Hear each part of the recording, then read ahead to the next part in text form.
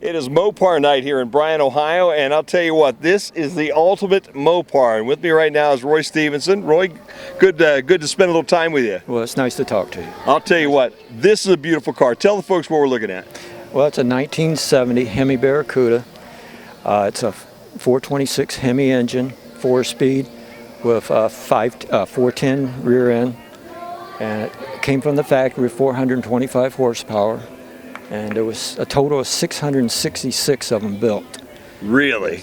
And there was only 14 convertibles. Oh my gosh. This is a hardtop. And this is a hardtop. It's got the black vinyl roof. Right. And I thought it was cooler. Yeah, no. Back then, vinyl tops was coming in. I ordered this car, and when I ordered it, I ordered a convertible. And I went home that night talking to my buddies, and I told them I ordered a Hemi Cuda convertible.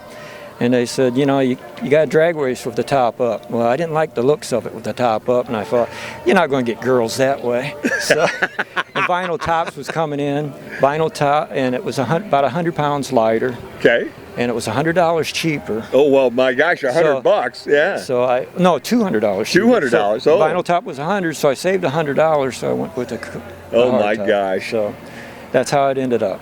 You know what? I think you made a darn good choice, even though probably that convertible, there's even fewer of those nowadays, but there can't be many of these around. No, there's not too many around. No, it's unbelievable. Now, for the folks watching right now, you said you ordered it, and you have been the only owner of this automobile, yes. right? Mm-hmm. I was 18 years old, and I was too young to get the loan. Yeah. So my father had to go in my father's name.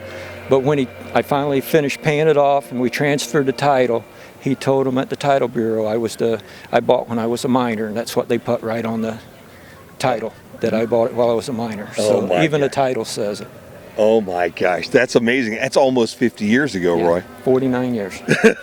Yeah. Doesn't seem that long. Let's just keep saying it's 49 too. How's that? Yeah, that sounds better than 50, yeah, doesn't it? We don't want to say that. Not at all. But tell me a little bit about this. Has this looked like this forever, or what have you done to it?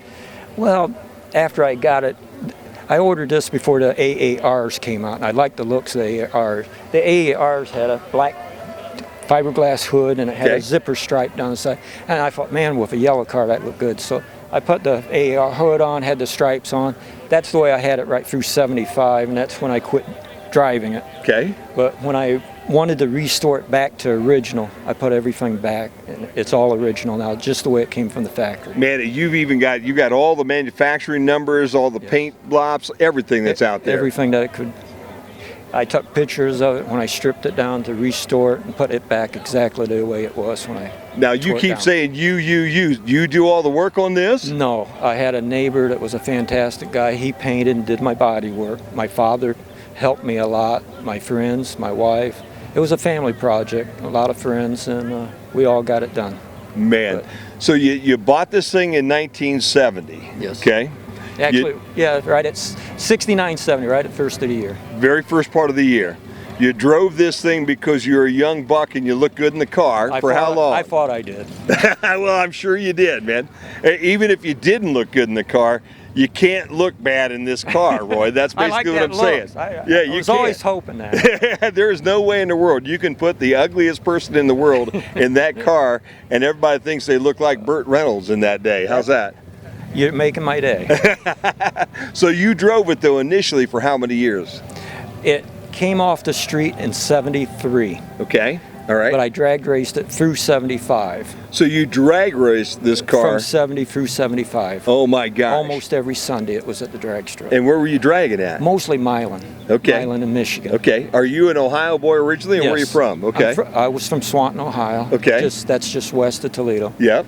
And then I moved here in 2015. Okay. All right. But it was stored in from 75 until 1989. Then I started restoring it. I finished restoring it in 91, and it hasn't been touched since 91. Oh my gosh. And it looks like a brand new automobile, like it just rolled off the factory floor about yesterday. Thank you. I didn't want to have to redo it again. Well, I'll tell you what, I don't think you're going to have to do it again. You got a trailer in front of it, and I've told a lot of people, if this was my car, I'd cut holes in that trailer with windows so they could look in, but I'd never bring it out on the street like this. I thought about that. I don't blame you. I really enjoyed people coming up talking to me about it. and that's what it's all about. Man, I'll tell you what, they come up and then talk about this one because there's not too many of these things around anymore. There's no doubt about that. And I love those Cudas from 1970 and that era. In fact, when we take a look at a couple of the Challengers around us right now, I know they modeled it a little bit off a Challenger, but there's also a lot of Cuda in those brand new Challengers nowadays, isn't there, huh? Yes, there is. And they did a good job with the design of it. Yeah, I think they did too. Now, you tell me that initially, Dad said this doesn't go in the garage. Right, my dad says the garage is for my car, your car has to set out. So it set out for 10 to 15 years, and I had some rust coming on it and stuff, so when I stored it, that was still on it. Door nicks from the drag strip, people opening doors into it, and it started showing wear and tear, and from the slicks throwing stones up, had some stone chips on the back of the quarter panel. So after I stored it, when I brought it out, and I wanted to restore it, but I wanted to make it look as new as possible. So we took it, every nut and bolt off, stripped it completely down, and brought it back up. Man, and it looks brand new right now. I'll tell you what, I sure appreciate your time and bringing it out here and letting everybody here see it tonight. This makes Mopar night in Bryan. Thank you so much. I had a wonderful mother and father that put up with me a lot, believe me. I couldn't have done it without them. Nice to meet you. I don't think you weren't a little ornery back in 1970, were you? I couldn't afford to be. I don't blame you. Thank you. You bet. Thank you. Good to meet you. It's Mopar night here in Bryan. We're here because of Bryan Ford Lincoln, the main stops in Northwest Ohio, Case Beer, Chrysler, Dodge, and Jeep, and they're the primary sponsor tonight, Wheelan Automotive and Culligan Sales and Service of Northwest Ohio.